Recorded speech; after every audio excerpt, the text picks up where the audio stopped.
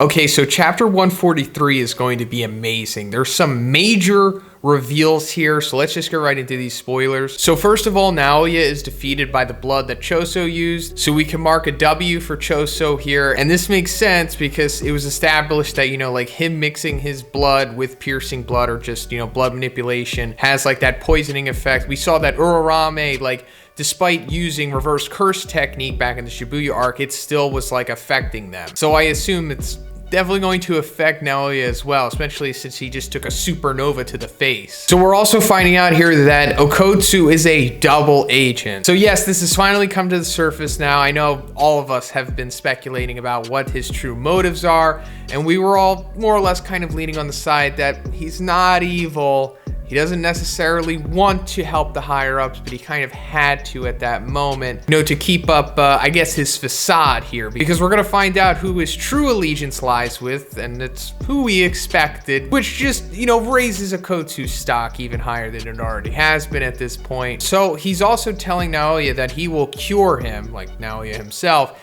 if he reports Yuji's death. So I guess this means that maybe Naoya is at death's door, possibly. Maybe that supernova, is almost potentially killing him. It was hard to make out in the previous chapter, how severe that was. But I'm assuming that, it really wrecked him. And now his only chance of possibly surviving is for Okkotsu to use reverse curse technique on him. And also, let me point out, of course, these are just rough spoilers, rough translations. And when it says cure, I don't know if he's literally going to cure the poison within him using reverse curse technique, but Okkotsu is a whole other beast. So maybe he can cure poison somehow with Jujutsu. But the other thing here is that he wants Naoya to report to the higher ups that hey, Yuji's dead. You don't have to worry about him anymore. Call the hit off. It's done. And also this parallels what Gojo did back in season 1 with Yuji's original death. So aside from those bombshells, here's a massive one.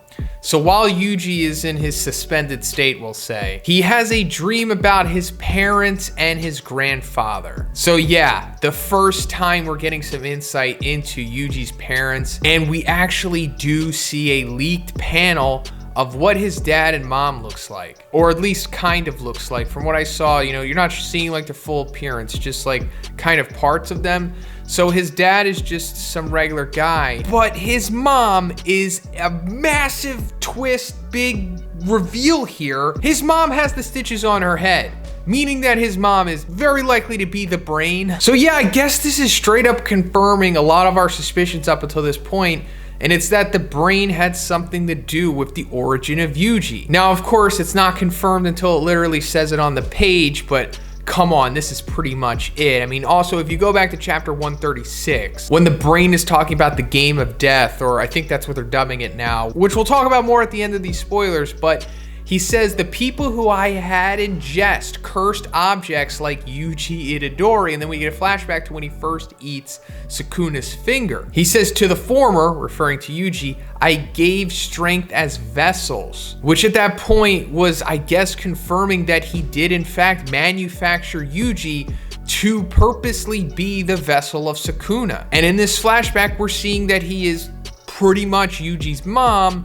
Therefore, he created Yuji. And also this probably plays into why Choso thinks that Yuji is his brother, because I guess in a way Yuji is kind of like his brother now. I mean, like I said, it's not straight confirmed yet, but it almost is at this point because they're both coming from the brain, right? So they're kind of like stepbrothers at the minimum, right? But there's just way too much to talk about right now with how all of this connects and everything. But this is pretty cool. I'm enjoying this development here, and I guess my video on Sunday, I'll just try to collect my thoughts until then and express everything else I have to say about it then. So Yuji wakes up and Okkotsu says, thank God. So I guess Okkotsu had something to do with Yuji surviving getting stabbed in the heart. I guess he just did reverse curse technique on him immediately or something like that. But also, we saw that he wasn't using any jujutsu on the sword or anything. It was like a naked stab. He then confirms that Gojo went to see him to ask him to take care of him. So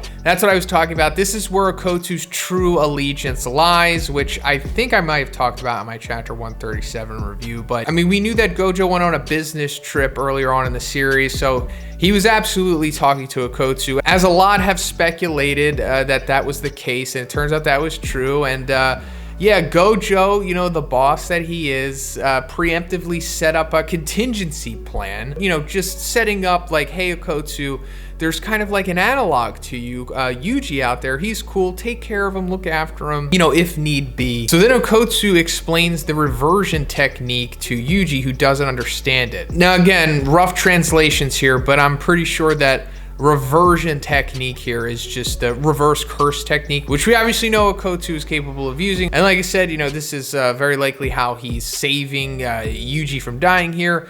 And Yuji not understanding that makes sense, because I don't think it's ever been fully explained to him up until this point. Maybe it has, but I mean, he clearly still doesn't understand it anyway. But also, this is a nice device to set up the beginning of Yuji using his own reverse curse technique, which I think we assume that's eventually going to happen. Like, Yuji will probably tap into all of the highest levels of power that have been established in this series so far.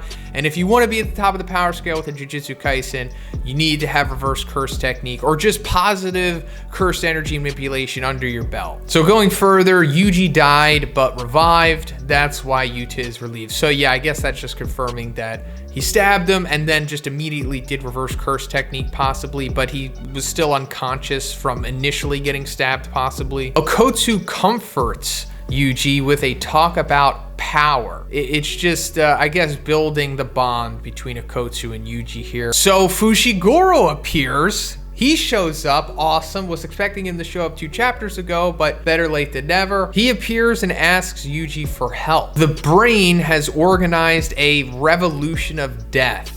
There are also rules. Sumiki is evolved. The rules are explained. Apparently there are 8 rules. The game of death begins. So yeah, like I was saying, this whole thing that the brain has established and explained in chapter 136, I guess that's going to be called the game of death. But at least what we know right now, according to what the brain said, was that he remotely casted idol transfiguration on 2 types of non-sorcerers who had already been marked. And then at that moment, he had broken the seal on the cursed objects, and some of them have been sleeping since being exposed to his cursed energy at the time of their marking, but they're going to awaken soon. And apparently, to deepen their understanding of cursed energy, he's going to have them fight each other. So yeah, I guess this is what essentially the game of death is, but there's some rules to it which are going to be explained as well. 8 specifically. That's it. This chapter is amazing. Huge development into the story. Wow. I guess this is taking us into what could be considered maybe the beginning of the end at this point. But let me know what you think about these spoilers in the comments.